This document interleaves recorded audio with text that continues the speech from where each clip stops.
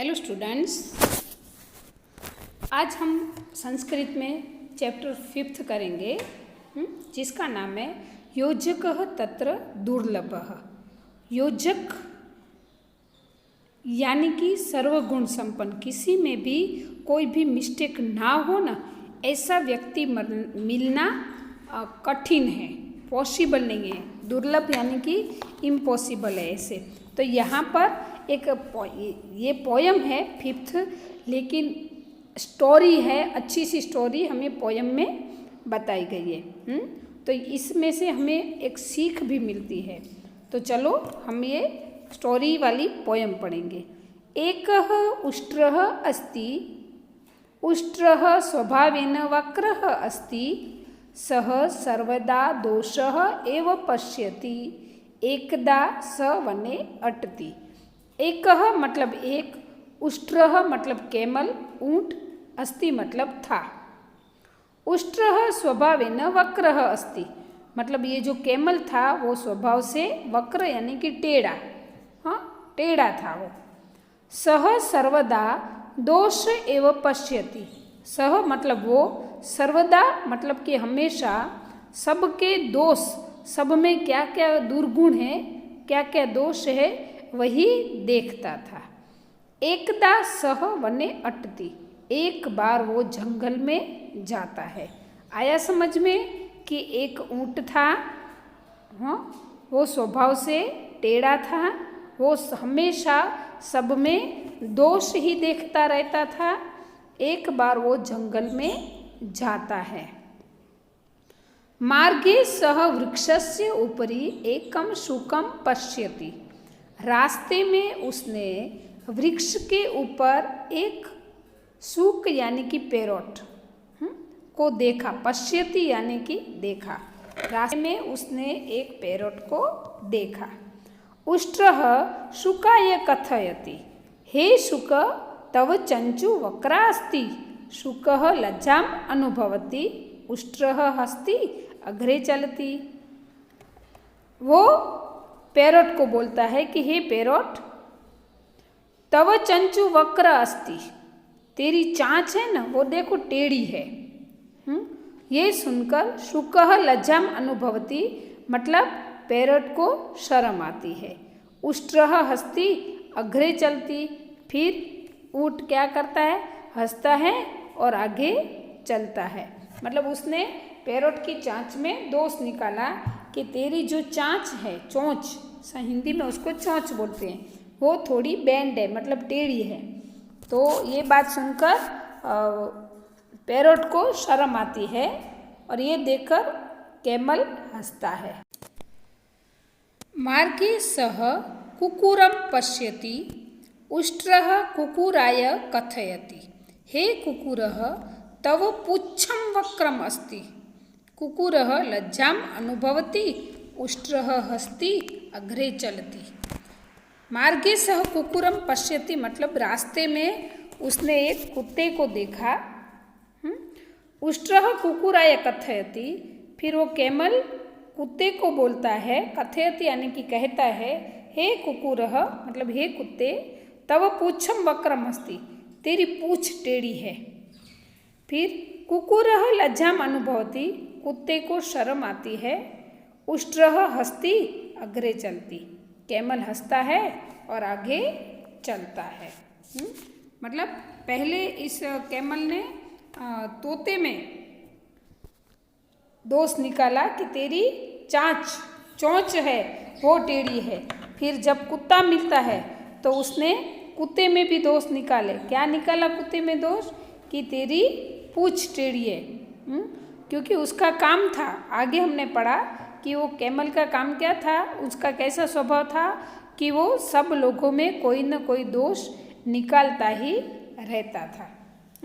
फिर ये सुनकर कुत्ते को भी शर्म आती है और फिर वो उसकी परिस्थिति को देखकर वो क्या, कैमल हंसता है और आगे चलता है। मार्गे बकः अस्ति, बकं दृष्ट्वा उष्ट्रः वदति, तव ग्रीवा वक्रा अस्ति, बकः उष्ट्रम प्रति पश्यति अपि न। क्या हुआ, फिर रास्ते में एक बगुला मिलता है, क्रेन। हाँ, रास्ते में एक बगुला था यानी कि क्रेन था। बकम दृष्टवा उष्ट्र वदति, मतलब उस बगुले को देखकर कैमल बोलता है, ऊँट बोलता है, तव ग्रीवा वक्रास्ति।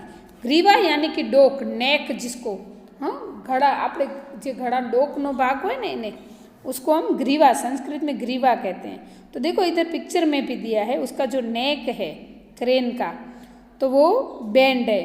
तो उसको कहता है कि हे बकह, तेरी ग्रीवा टेढ़ी है। वक्र यानी कि टेढ़ी है, बैंड हुई है। तो ये बगुला था ना, वो तो ऊँट के सामने देखता भी नहीं है। मार्गे श्रृगालः मिलति, श्रृगालः पृच्छति उष्ट्रभ्रातः कथमस्ति स्वास्थ्यम समीचीनं वा। फिर रास्ते में उसको श्रृगाल यानी कि फॉक्स मिलता है, लोमड़ी मिलती है, और वो तो सामने से कैमल को पूछता है कि हे ऊँट भाई, कैमल भैया क्या बात है, सब कुछ आपका स्वास्थ्य वो सब अच्छा है ना। स्वास्थ्यम समीचीनम वा मतलब स्वास्थ्य वो सब कुछ अच्छा है ना आपका। हम कैसे एक दूसरे को मिलते हैं तो कैसे कहते कि तबीयत पानी केम छे, ऐसे हम बोलते हैं ना, तो वो भी ऐसे पूछता है। हमने आगे भी बहुत सारी स्टोरी में पढ़ा है कि जो लोमड़ी होती है वो चतुर होती है।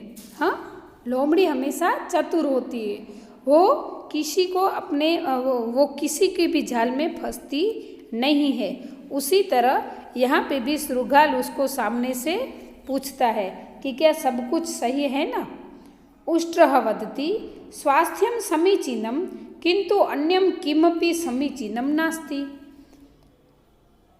कैमल उसको कहता है कि मेरी तबीयत तो अच्छी है लेकिन और कुछ अच्छा नहीं है। शुकस्य चंचु वक्रा, कुकुरस्य पूच्छम वक्रम, बकस्य ग्रीवा वक्रम, मतलब मेरी तबीयत तो अच्छी है लेकिन और कुछ अच्छा नहीं है, क्योंकि देखो जो पैरोट है, पोपट है, तोता है, उसकी जांच टेढ़ी मेढ़ी है, बगुले की डोक टेढ़ी मेढ़ी है, गला वो, फिर कुत्ते की पूंछ टेढ़ी मेढ़ी है। देखो ये कैसे चलता है, ऐसे कैमल लोमड़ी को कहता है। क्योंकि उसने जो जो दोष निकाले थे वो सब उसको किसी को बताने थे। रास्ते में मिल गई लोमड़ी, तो उसने लोमड़ी को बताया कि देखो इन सब में कुछ न कुछ है ही, मतलब दोष है ही, कोई पूरी तरह से संपूर्ण रूप से अच्छे नहीं है। मतलब श्रृगालः वदति शुकस्य चंचुः वक्रा किंतु सह मनुष्यवाणी वक्तुम शक्नोति। लोमड़ी तो सबको आंसर दे ही देती है, हमेशा हमने पढ़ा है। तो श्रृगालः वदति यानी कि लोमड़ी कहती है शुकस्य चंचु वक्रा किंतु सह मनुष्यवाणी वक्तुम शक्नोमि, मतलब भले तोते की चोंच जो है वो टेढ़ी मेढ़ी है लेकिन फिर भी वो मनुष्य की वाणी में बात कर सकता है। फिर कुकुरस्य पूच्छम वक्रम किंतु सह स्वामी भक्त अस्ति, भले कुत्ते की पूछ जो टेढ़ी मेढ़ी है लेकिन वो अपने स्वामी के प्रति ईमानदार है, वफादार है। हाँ, बकस्य ग्रीवा वक्रा किंतु तस्य एकाग्रता प्रचलिता। हाँ, बगुले की ग्रीवा यानी कि डोक भले ही टेढ़ी मेढ़ी है, बैंड हुई है, लेकिन उसकी जो एकाग्रता है, एकाग्रता क्या होता है कि अगर हम किसी काम को, ये काम मुझे करना है और उसके लिए हम एक ही तरह से उस पर एकदम ध्यान केंद्रित करना है। एकाग्रता यानी कि उसी चीज़ पर ध्यान केंद्रित करना। और जब बगुले को मछली को पकड़ना है तो सबसे पहले वो मछली के ऊपर अपना ध्यान केंद्रित करता है, फिर अचानक से वो मछली को पकड़ता है। तो यहाँ पर श्रृगाल जो है, लोमड़ी है, वो कैमल को बताती है कि भले बगुले की डोक टेढ़ी मेढ़ी है लेकिन उसकी एकाग्रता फेमस है। हाँ, भवतः सर्वाणि अंगानि वक्राणि सन्ति किंतु भवान मरुभूम्यां नृपः अस्ति। लोमड़ी तो किसी को नहीं छोड़ती। उसने कैमल को बोला भवतः मतलब आपके, सर्वांगानी मतलब आपके तो सभी अंग टेढ़े मेढ़े है, फिर भी आपको मरुभूम्या मतलब रण, हाँ रण का राजा कौन है? तो कैमल को हम बोलते हैं ना, camel king of desert sorry, हाँ तो रण का राजा कहा जाता है। आपके तो सारे अंग टेढ़े मेढ़े हैं, फिर भी आपको रण का राजा कहा जाता है। अपि च तेषां चंचो पुच्छस्य ग्रीवायाः च प्रयोजनम अस्ति निरर्थकम नस्ति। मतलब अगर इन लोग इसकी चांच है, पूछ टेढ़ी है, उसकी डोक टेढ़ी है, तो उसके लिए कुछ न कुछ प्रयोजन होगा, कुछ न कुछ रीज़न होगा। ऐसे ही ये सब कुदरती नहीं होता है। तो स्टूडेंट्स ये चैप्टर यहाँ पर पूरा होता है। आपको इसके ग्लोसरी, जो वर्ड मीनिंग है ग्लोसरी है, वो होमवर्क में आपको लिखना है। अभी हम उसकी एक्सरसाइज हम नेक्स्ट पार्ट में करेंगे। ये वीडियो यहाँ पे पूरा होता है। अस्तु।